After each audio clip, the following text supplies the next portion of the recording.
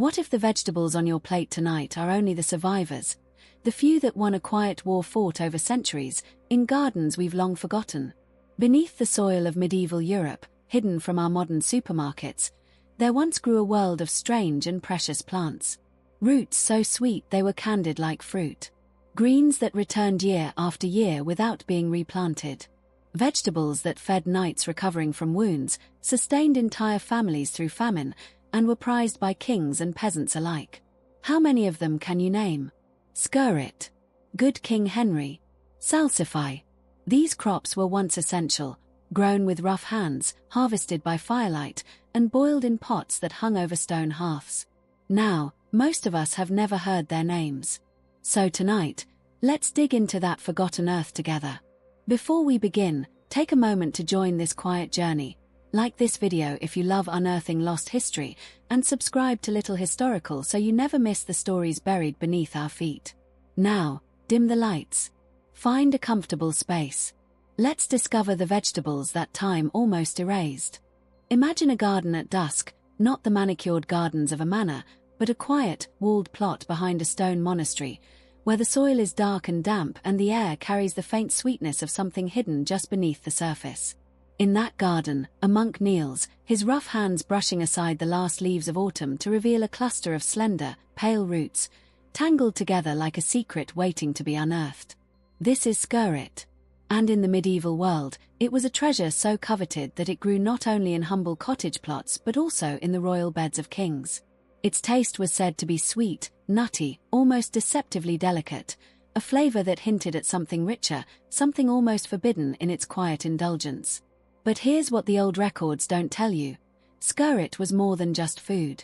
It was a whispered pleasure, a root that monks and nobles alike craved in the long, cold months when the world outside was grey and barren.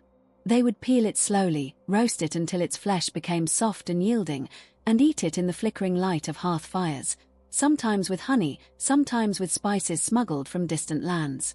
There was something intimate about the way it was prepared, something that transformed a simple meal into a moment of private satisfaction. Why did such a root vanish? The answer lies not just in the arrival of the potato, but in something more subtle. Skirret demanded patience. It required a cook's touch, a willingness to wait for its sweetness to emerge.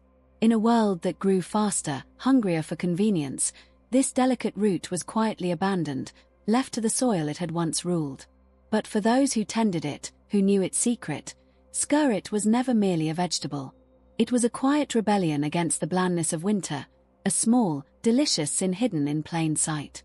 And yet, as we dig through the forgotten beds of history, we find that Skirret was only the first of many such treasures.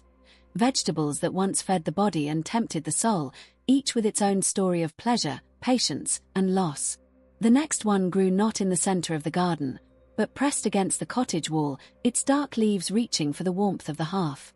The next one grew not in the center of the garden, but pressed against the cottage wall, its dark leaves reaching for the warmth of the hearth.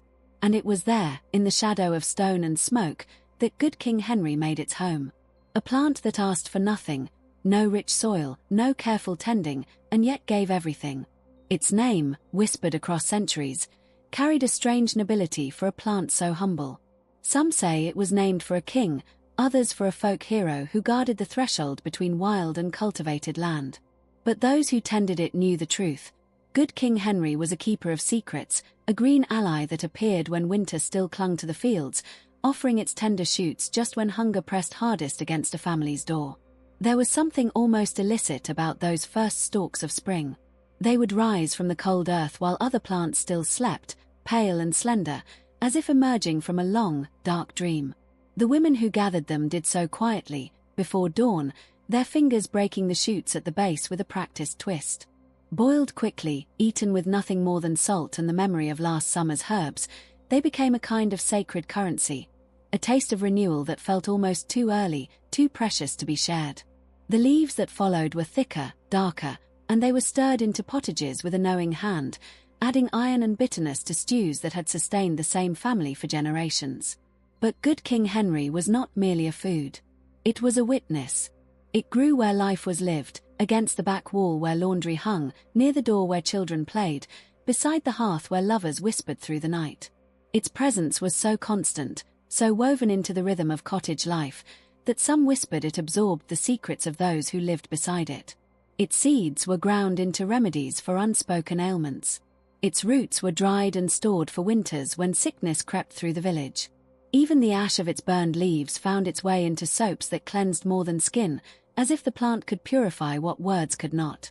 Today, good King Henry is nearly forgotten, pushed aside by cultivated greens that offer uniformity without mystery.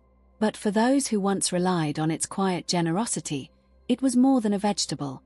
It was a companion, a protector, a green flame that burned steadily through seasons of want. And yet, even as its leaves faded from memory, another root was already pushing through the frost-hardened soil, one that carried the taste of the sea within its pale flesh, waiting to be discovered by those who knew where to dig. One that carried the taste of the sea within its pale flesh, waiting to be discovered by those who knew where to dig.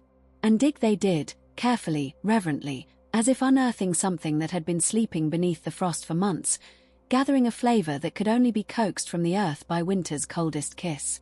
This was Salsify, a root so unremarkable at first glance, with its long, slender shape and rough, hairy skin, that most would pass it by without a second thought. But those who knew, the monks in their coastal gardens, the farmers who watched the first frost with anticipation rather than dread, they understood that beneath that humble exterior lay something extraordinary. A taste that whispered of oysters, of the sea, of a world far beyond the frozen fields where it grew. How a vegetable that never saw salt water could carry such a memory within it was a mystery that medieval cooks accepted without question, as if the root itself had been touched by something ancient and unknowable. To prepare Salsify was an act of patience, almost ritual. It had to be scrubbed free of its dark skin, soaked in water to keep its pale flesh from darkening, handled with the same care one might give to something fragile and rare. There was an intimacy to the process, a quiet hour spent at the table while winter winds rattled the shutters, turning a rough, unlovely root into something tender and silky. Boiled in milk, roasted with herbs, mashed into a paste that warmed the belly and quieted the mind, Salsify became a winter delicacy that felt almost decadent in its simplicity. It was said that the root reached its peak only after the frost had done its work, as if the cold itself was the final, necessary ingredient. A transformation that happened in darkness, unseen, like so many of nature's deepest secrets. But Salsify held another mystery. In the herbals kept behind locked doors in monastic libraries, it was described as more than food. Its milky sap was said to have purifying properties, capable of cleansing not just the body but something deeper. Some whispered that it could lift melancholy, that its subtle sweetness could reach into the dark corners of the soul where grief and longing took root. Perhaps that was why it was grown so carefully, in small, sheltered patches, tended by hands that understood the weight of winter silence. It was never a crop for the many, too delicate, too demanding of patience. And when hardier roots arrived, promising abundance without the waiting, Salsify was quietly set aside. Yet for those who once savored its strange, oceanic flavor in the depths of January, it was never just a root. It was a reminder that even in the coldest, most barren season, the earth still held secrets, tender, complex, worth the waiting. And as that flavor lingered on the tongue, another plant was already reaching toward the spring light, one whose name would become so tangled with longing and desire that it would never quite escape the stories told about it. Or one whose name would become so tangled with longing and desire that it would never quite escape the stories told about it. Rampion. A name that, for most today, calls to mind not a vegetable but a fairy tale, a girl locked in a tower, a witch's garden, a craving so fierce it unraveled lives. But before the story, there was the plant itself, growing quietly in the corners of medieval gardens, its leaves soft and edible, its roots slender and white, waiting to be pulled from the earth. And yet, even then, Rampion carried something within it that set it apart. It was not a showy plant. It did not demand rich soil or careful tending. But it had a quality that medieval people recognized with a kind of knowing silence. It was a plant of appetite, of hunger that went beyond the stomach. In the spring, its young leaves were gathered and eaten raw with vinegar, a sharp, fresh taste that woke the senses after winter's blandness. In the autumn, its roots were roasted or boiled, their flavor delicate and sweet, almost like a whispered promise. But it was not the taste alone that made Rampion remarkable. It was what the plant represented. In the old tales, it was never a king or a warrior who sought it out, but a woman whose body held the beginning of a new life, whose craving for this unassuming root became the seed of an entire legend. The story of Rapunzel is not really about a tower or a witch. It is about desire so consuming that it drives a person to steal, to bargain, to risk everything for something that grows in another's garden. Perhaps that is why Rampion was grown so close to cottage walls, so often tucked beside herbs that were used for matters of the heart and the body. Its presence in a garden was unremarkable, its use in cooking humble. But those who planted it knew what the old stories whispered, that this was a plant of fertility, of yearning, of the quiet, fierce cravings that move through us in the dark hours before dawn. It was fed to women after childbirth, mixed into tonics for those who wished to conceive, its leaves stirred into dishes meant to awaken desire that had grown cold. Not because it held any magic, but because the people of the Middle Ages understood something we have nearly forgotten, that what we eat has always been tangled with who we are, with what we want, with the hungers we dare not name aloud. Today, Rampion is a rarity, more likely to be found in a storybook than a garden. But in its time, it was a quiet companion to the most intimate moments of life, the first greens of spring, the first stirrings of love, the first breath of a child. It was a plant that understood appetite in all its forms. And as its delicate roots were laid in baskets beside the hearth, another plant was already pushing through the soil in the shadow of the cottage wall.